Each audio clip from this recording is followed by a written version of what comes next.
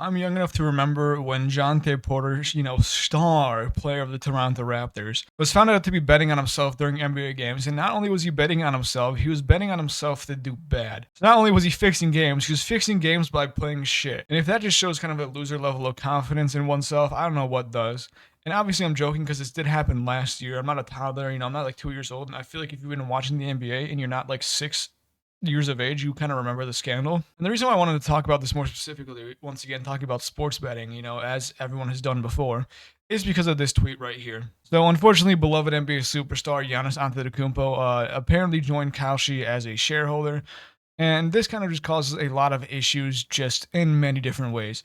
So now, obviously, one might be wondering, well, how is Giannis, a current active player of the NBA, able to join a betting company? And I've talked about this before. I've talked about how Kalshi gets around these sports betting laws, and it's because they don't consider what they're doing gambling or betting. What they do is they explain their predictions as effectively a future asset. Let's say you want, the Bucks to win a game. You're basically buying a stock of Bucks win, and if the Bucks win, then you are able to sell that stock at a higher value. And if they lose, that stock value goes down to zero. And basically, that's what their philosophy is, and that's what their argument is for why what they're doing is not sports betting. Is because of betting, you get a future asset to be cashed in at a specific date, and it is conditional on a specific outcome. But obviously, a lot of people just think that's just absolutely just the most mental gymnastics way to explain this at all time. When in reality, they have, of course, it's just sports gambling, and so it's very concerning to see how a NBA superstar is able to just be able to become a shareholder in a type of company that involves betting, specifically on sports games of the sport that Giannis Antetokounmpo plays.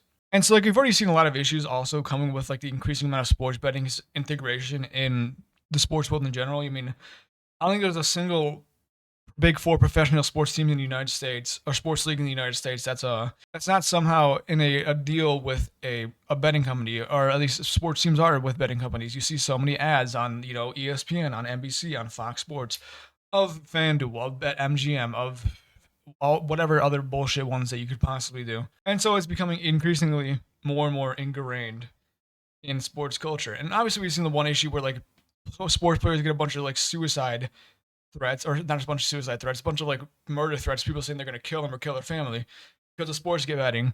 And now having players able to become shareholders of these betting companies that bet on the game is going to further exacerbate the issue even more. Because now, like, let's say Giannis Antetokounmpo does bad in a game, people are like, oh, he got a call from Kalshi to do bad this game, and he's going to get paid for it and stuff like that. So, like, obviously that's one thing that's going to happen.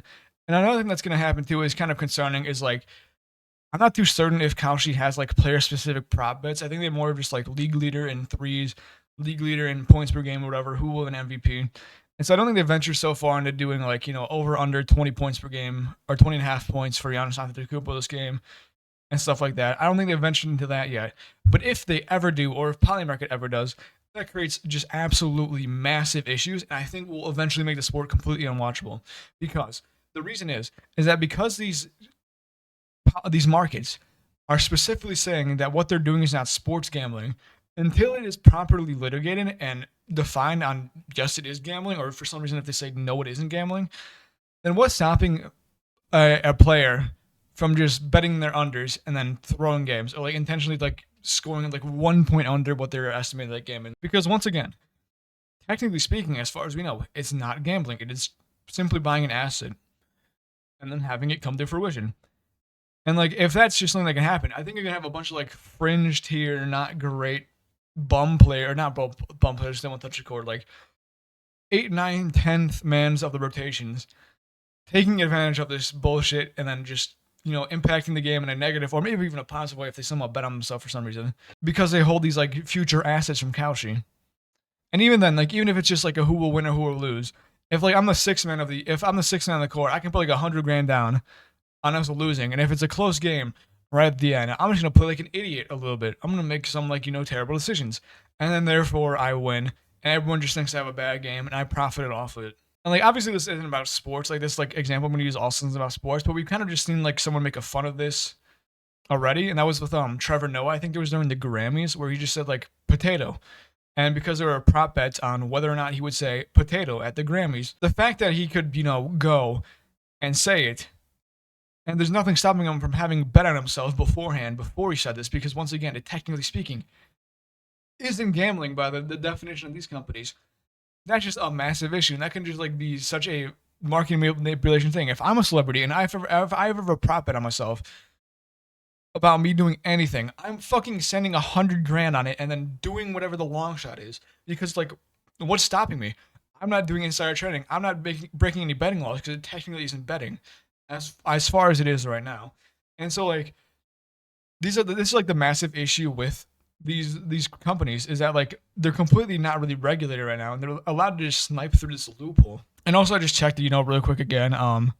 They do have individual player prop bets, as you can see right here with Con Knuppel. I just found this against Detroit, and so like, what is stopping, once the odds go live, once the prop goes live, what's stopping Con Knuppel from, and LaMelo, or Miles Bridges, the wife beater, from just potentially betting like 15 plus or betting the under and then just sending it?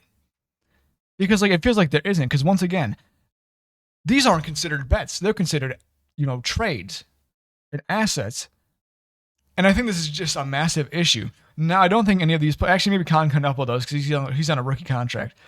But I don't think LaMelo or Miles Bridges, unless they're like degenerate gambling addicts, I wouldn't put it past Miles Bridges because we know how he treats his women. But it'd be shocking for like an NBA player of this caliber to bet on this. But like, let's say Con Knuppel, he's running for Rookie of the Year, but maybe he doesn't really know how to handle his finances yet as an NBA rookie. Needs some money. What is stopping him from just betting on himself? And let's say he just says, "Oh, I'm going to score plus 30 plus this game," and so he puts up like 25 shots, loses the game, but scores 30.